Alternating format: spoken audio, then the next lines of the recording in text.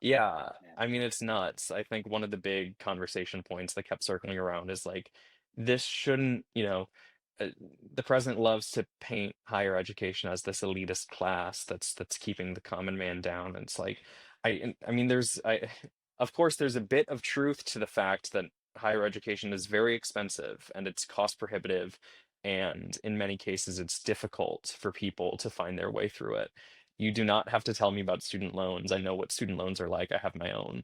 But it should be a common right. It should be something that everyone explores and gets into. One of the things I think all three of the deans I spoke to said is that, film school isn't so much about, especially as an undergrad, it's not as much about teaching you to be a filmmaker as it is about teaching you to be a person and teaching you how to make connections with people and interact in the world and get through things and survive. And I do, that's what undergrad was to me. I got a communications degree that I can't say I use every day necessarily when I was in undergrad, but the amount of growing and learning that I did just by being in a safe social environment like that was important.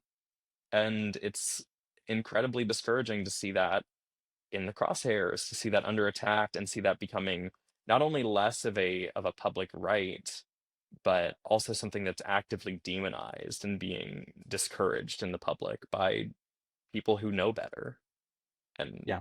who definitely know better and people who went through these channels themselves.